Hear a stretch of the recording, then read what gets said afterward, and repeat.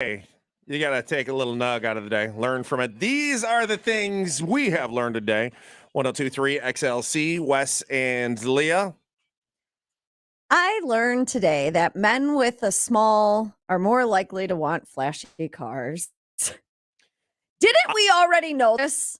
I'd have a 2007 Prius, so your story is completely false. Okay, so it's not my story. It's a study that they did. And I guess because people tend to make that assumption when they see a guy driving a flashy car. envy. Right. Yeah. I thought it was big trucks. It was overcompensation. Well, so men, Ever seen the size of my new truck, by the way?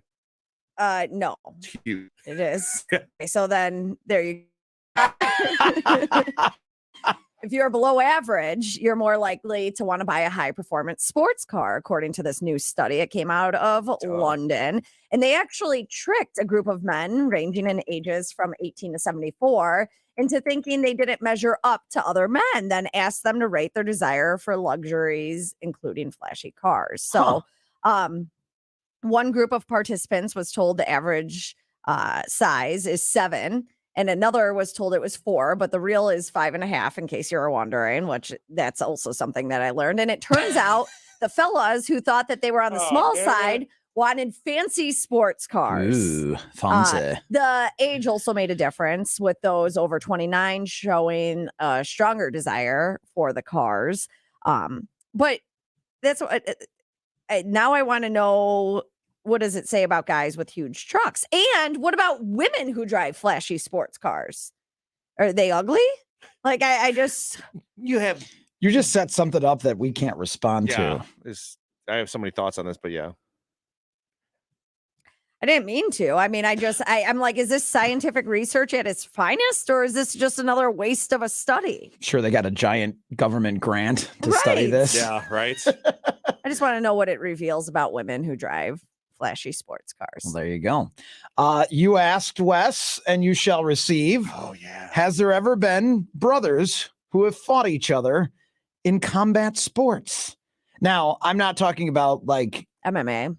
Yeah, I'm not talking about wrestling where, there was like the Hardy brothers and they fought each other. But and that's not real. Right. So out of Canada, the Maximum Fighting Championships, there was a battle between brothers Thomas and Mike Treadwell. That was back in 2013.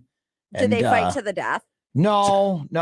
But Thomas defeated his brother Mike in 2 minutes and 22 seconds by submission. They never spoke again. They never spoke again. And then there's only one other one that's documented.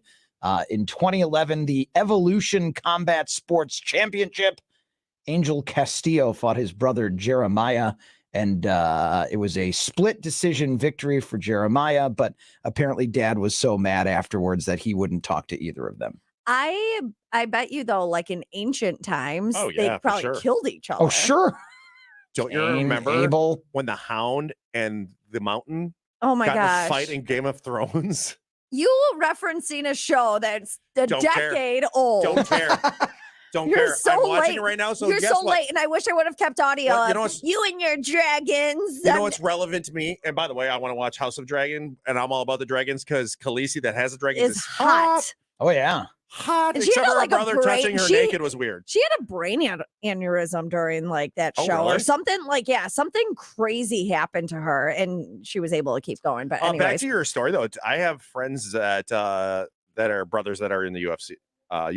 Now they said a lot of times that they'll be on the same. They'll be on the same card as brothers, but fighting each other is very rare. I don't know if Anthony and Sergio Pettis have been on the same card, but Sergio's not in the UFC anymore. But Anthony Pettis is fighting Roy Jones Jr. At the Fiserv Forum.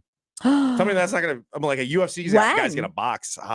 April, I want to say. Oh, I want to look into that. We went like 10 years ago to the United Center when the UFC was here, and it was. It's not. They're boxing. Oh, because Roy Jones Jr. is a boxer. Yeah. Okay. Yeah. So they're gonna box. So I don't know. UFC guys usually when they get in the boxing ring doesn't go well. Ask Conor McGregor. But are you guys all about your sustainable energy? Your husband might be all about this, but you have to move closer to a volcano. They say they're going to try to start using volcanoes to heat and warm our water as an energy source. They say one volcano could sustain the energy for a whole town if they could do it right. They're not actually going to go in because it'd be pretty much impossible to go into the lava without melting everything. But they say the steam that comes from it, they should be able to collect that steam and use that for energy, that they're going to start trying to use volcanoes to produce energy. I don't think this is a bad idea. I don't care what side of the political aisle you're on, because I know it's such a big thing. Like the people, with fossil fuels are going to be gone in 10 years. I don't think it's a bad idea to try to come up with other ways to fuel our world. Neither do I. But so how can I get a pop-up volcano? Well, let me show you. Bend over. No. My heating bill is through the roof. I wish there was something I could do. Have you tried volcano heat? Volcano heat? Yes, heat from an active volcano has proven time and time again to be the most efficient way to heat your home. But I live 1,000 miles away from a volcano, and... That's not my problem. But when you find a way to pack up and move next to a volcano, you'll see those heating bills plummet. That's our promise. But volcanoes are scary. You know what else is scary? Having you constantly arguing with me. Yes, with our patented lava collecting technique, volcano heat will keep your home warm all winter long. Collecting lava? How am I supposed to... Look, either get heat from the volcano or don't. I'm not going to beg you to try volcano heat, okay? Just make a choice. Yikes. Volcano heat. Try it today. 847-33